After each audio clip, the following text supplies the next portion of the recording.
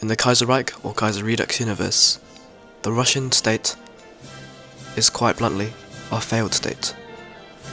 We lost the First Weltkrieg, and we also suffered a major civil war. We've lost a large percentage of our lands, and the most industrialized regions such as Vladivostok and nations like Ukraine, Belarus, the Baltics have all been lost to our enemies. So I think it's safe to say that if we want to make our nation honorable and glorious once more, we have to switch to the more radical leftist side. Now, we don't want to be too radical, we want to better humanity as a whole. And there's no other person to do that other than Andrei Zhdanov. Andrei Zhdanov? I don't know how to pronounce it, sorry. But we're gonna be getting the funny spaceman from TNO in charge of Russia. So, without further ado, let's begin the video. Taking a further look into how bad our situation is, you can see that basically all of our national spirits are all debuffs. And just to put the icing on the cake, Kerensky has died. And with Kerensky dying, we would soon have a collapsed government. I mean, our government was pretty bad to start off with, so it doesn't make much of a difference. And actually, if you think I wanted to start a civil war, like all the other times we've tried to get the communists in charge, this time I'm going to try it a little bit differently. Instead, I'm going to try and win the elections as Bukharin, because from that point onwards, we can progress down his little side of his focus tree, getting Rykov, and then getting Zhdanov. But in order to gain the communists or socialists in charge of Russia, we've got to choose the right decisions to decrease the support and influence of our enemies, such as the fascists, the so-called liberals, the capitalists, authoritarians, etc. And obviously make the decisions to increase support for the communist, socialist, totalitarianists. You get the point. So with this decision, the day after, you can see that our political spectrum looks quite red and glorious. But alongside choosing these decisions to boost support for the communists, we have got to deal with a newly acquired crisis, Black Monday. And as you can see, for our economy being pretty bad right now, Black Monday will cripple it even further. I mean, we've got the same amount of factories as small nations such as Austria, and they don't even have the Hungarians, Czechs, Bosnians, Croatians. You get the point. Well, we've got these little decisions alongside the Sumatra thing, or whatever. I'm quite confused, but all I know is that the communist support has to go up.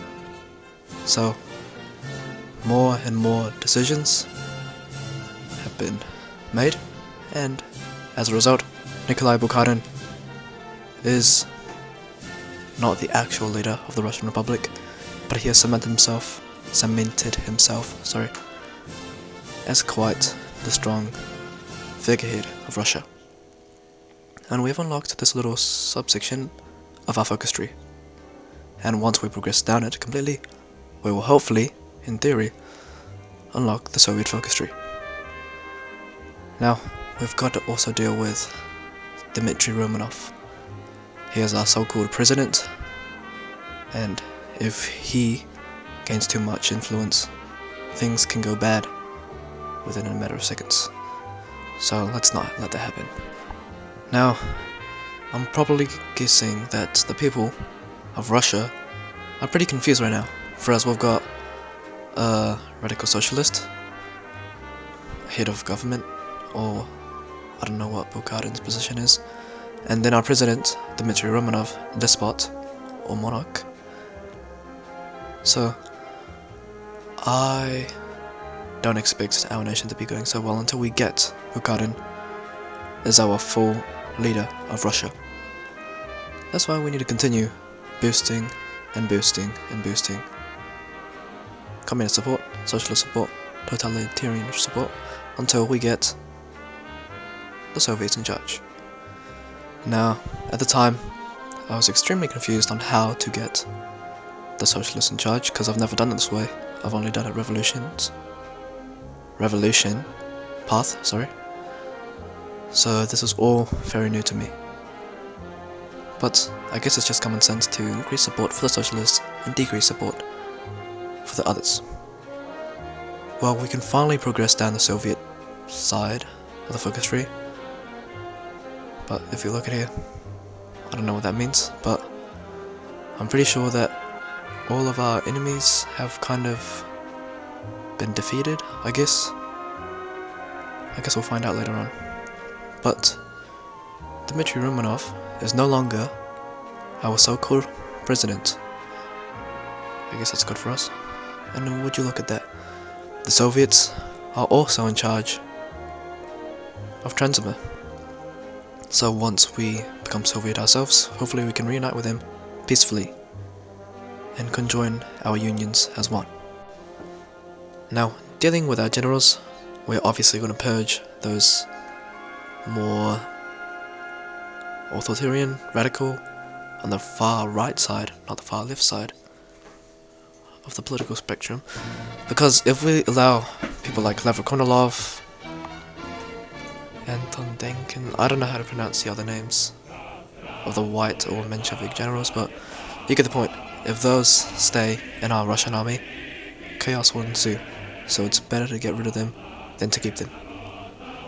And we're gonna reach the last focus of this little midway focus tree before we actually get the Soviet focus tree. And we're gonna choose the left side, make sure to do that, so you actually get the Soviets in charge alongside the Soviet focus tree instead of the little crappy Russian one. With the event revolution being concluded, the Russian Soviet Republic is now officially on the global stage.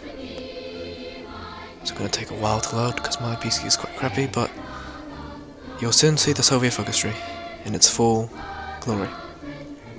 Oh my god, when is it going to load? What's another thing to talk about? Oh yeah, Bukharin is the one and only leader of Soviet Russia. That's basically all I can talk about for now until this loads. Finally. Now, when I've gotten to explore the Soviet focus tree, I noticed that it's changed quite a bit. But I can still see, Zhdanov down there. And we obviously have to get Premier Roykov. And then I think he dies.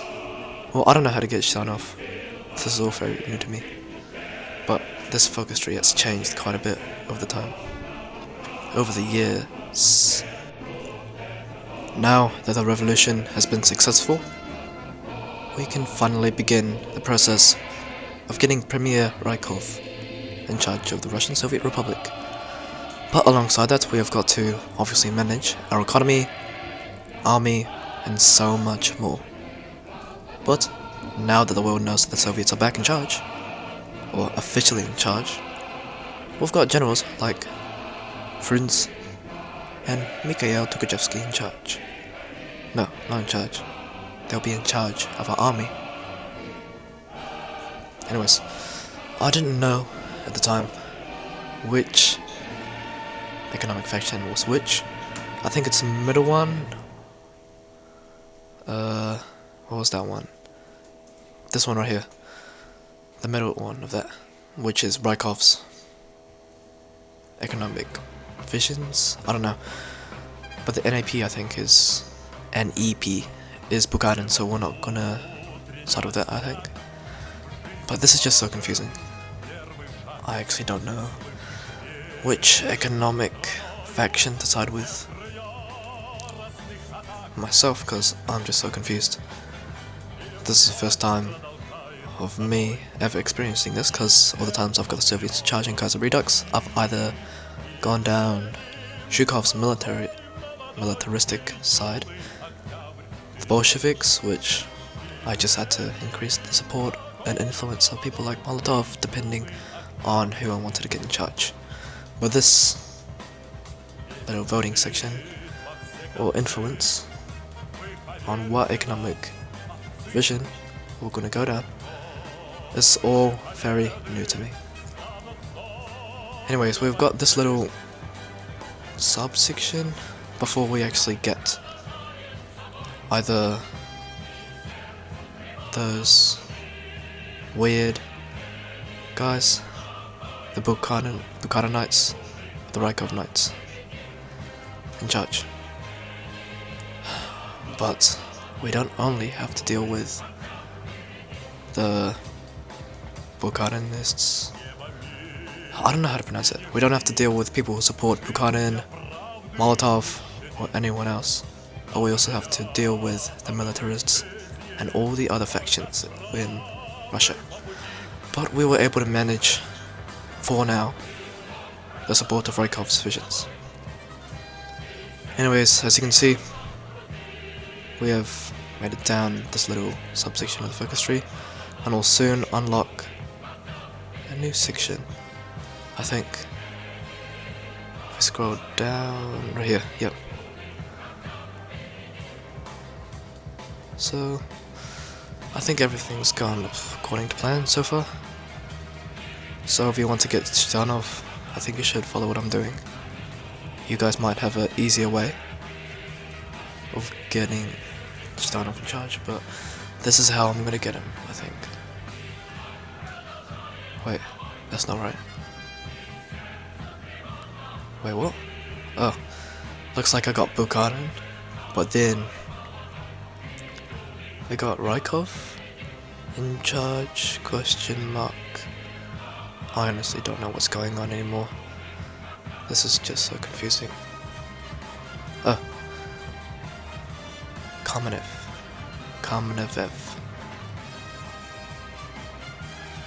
No, I'm sorry. I don't know what I'm even saying at this point. But there we go. Rykov is in charge of the Russian Soviet Republic. And we have unlocked his little section of the focus tree.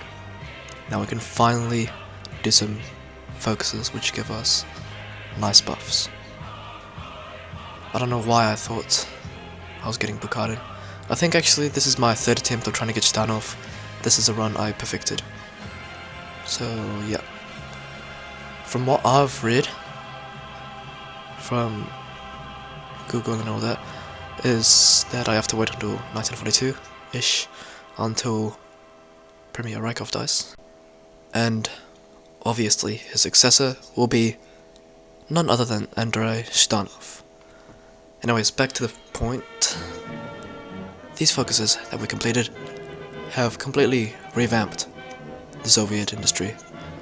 And better yet, the Far Eastern People's Republic has decided to become and submit to us. No, they have become our puppets. I think that's right grammar.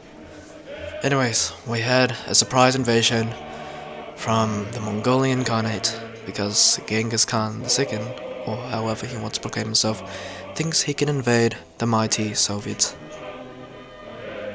nation.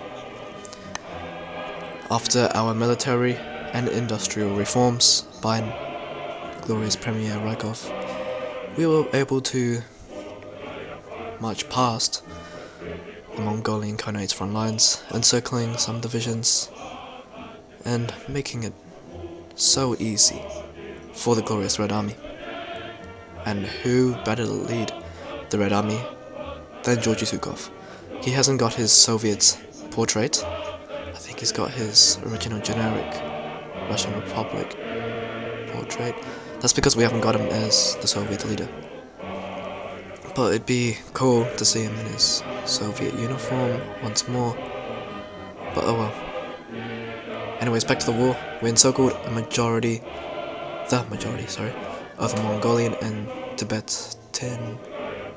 Tibetanese. Oh my god. Anyways, we encircled the majority of their army, and we also captured major cities in Mongolia. You get the gist of it. This is kind of just boring at this point, but within a matter of days, no, weeks, months, less than 2 months, I think, Mongolia and Tibet have both fallen. Now, unfortunately for us, actually, it's quite fortunate for us in retrospect, because the Xinjiang government has decided to invade our Chinese puppet that is just too weak to support itself, so we have to send over our army to show the Xinjiang government who's boss here. Now, actually, I didn't declare war on them, they declared war on us. However, even though that we weren't the offenders, the Japanese still decided to go in on us. Sorry. So that means we are officially at war with a major. Actually, I think the Xinjiang government's quite a major nation. It's got all the populated and industrialized regions of China. But that didn't stop the Red Army from capturing major cities down south in Shanghai, Nanjing. You get the point. We would also march over the Japanese-controlled lands of Korea.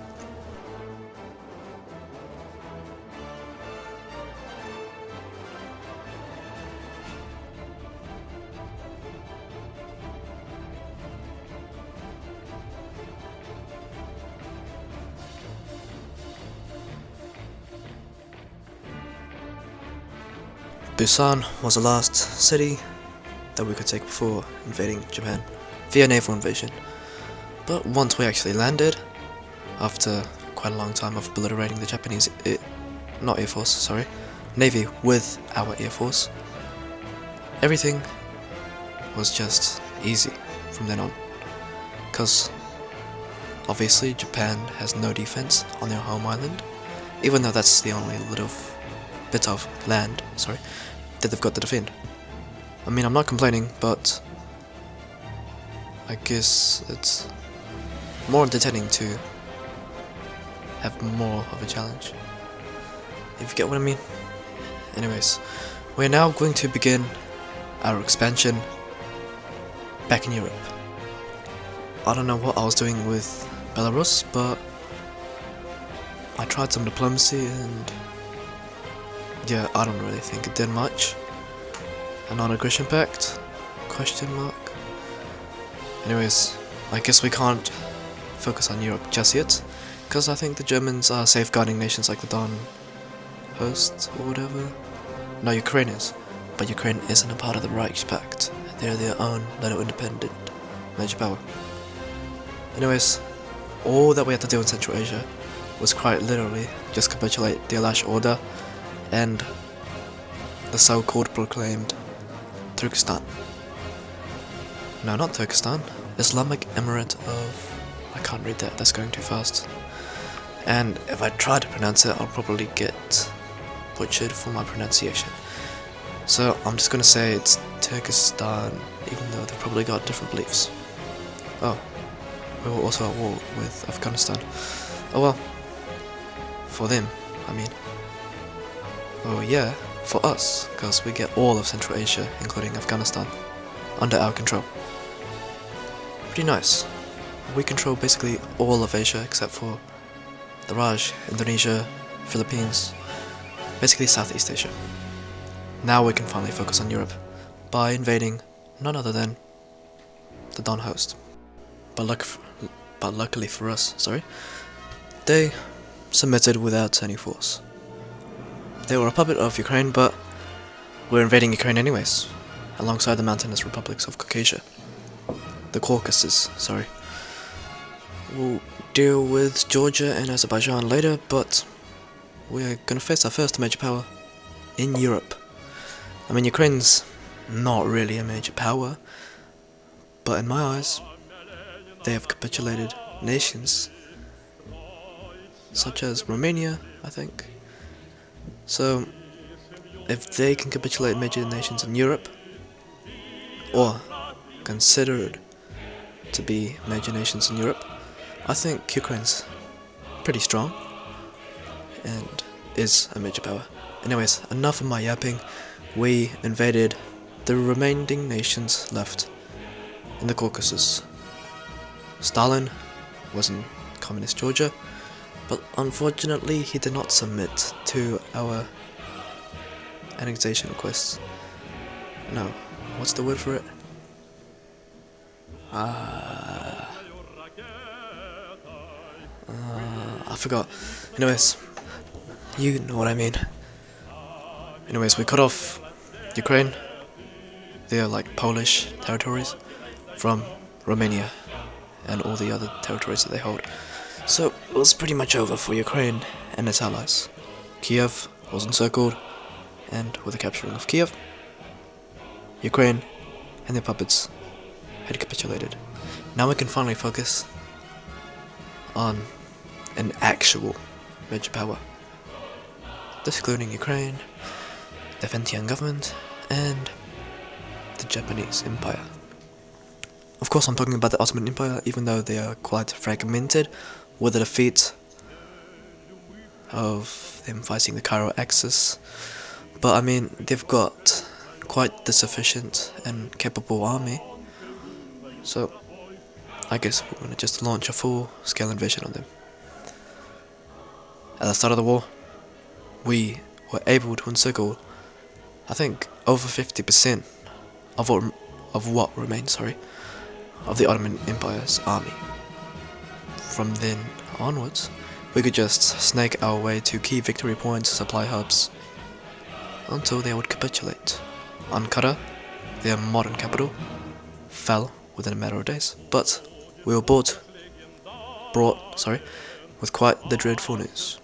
The Austrian Empire alongside its allies have declared war on us, for no reason at all.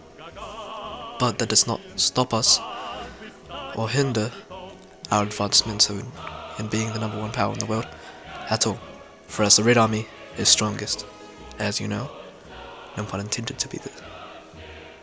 to refer to the song, Actually, what are you guys' opinion on the Red Army is strongest? Heavy metal version. If you know, you know.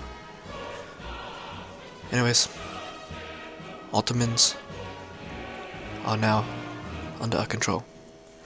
We've liberated the so-called sultanates.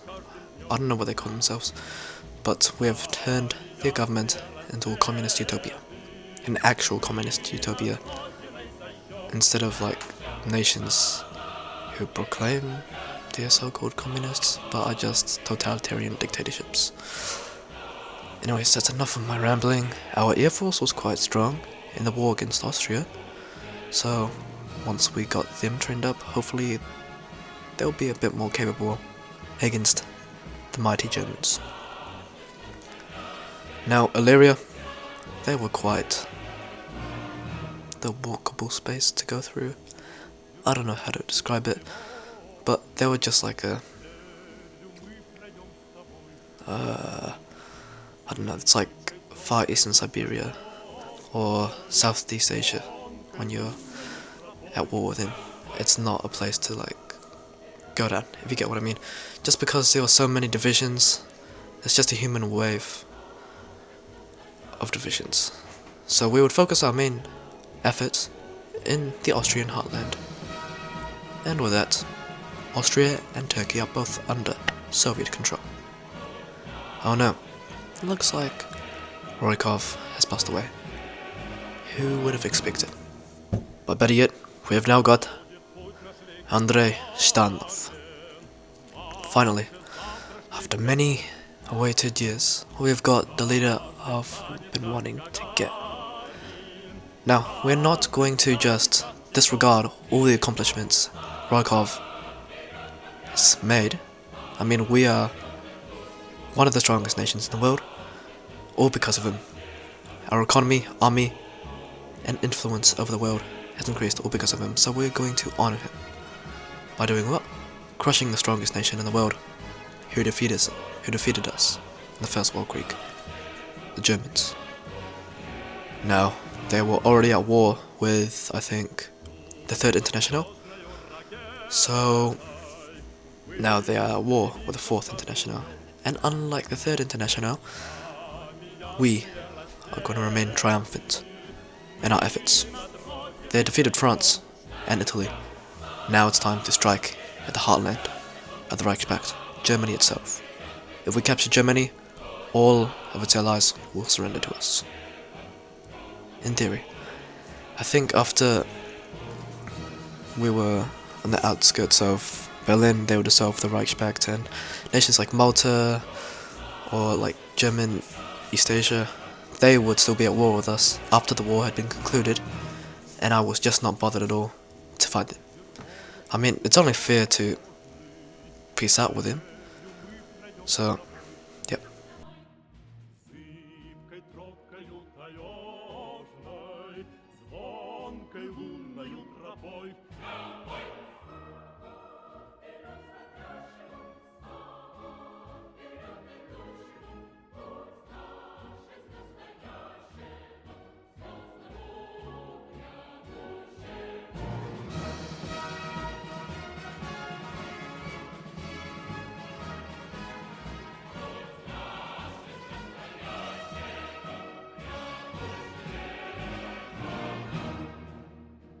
Germany was on the brink of capitulation once we captured some cities west, or the western parts of Germany. They would actually just surrender like that. They should have surrendered ages ago, but oh well. Now we can officially proclaim that the Soviet Union has been united under one government, Zhdanov's government. The United Socialist Soviet Republic is the strongest nation of all. We have asserted a communist hegemony over the majority of this accursed world. Back in 1936, we were the laughingstock of the major powers. We were not even a major power to be considered, matter of fact, but we have turned the tables, and with the help of Rykov and Zhdanov, we have defeated major nations such as the Japanese, the Chinese, the Germans, the Austrians, the Turkish, and so many more. Basically all of Europe, all of Asia, and the majority of Africa is ours. All ours. Andrei Zhdanov has honored Rykov in many ways. Now, if you look at the world, there are some factions like the Cairo Axis, the Entente, but they are pretty weak if you look at them. So I think I'm just gonna wrap up the video right here. I apologize for the video delay, but I hope you guys enjoyed this video, and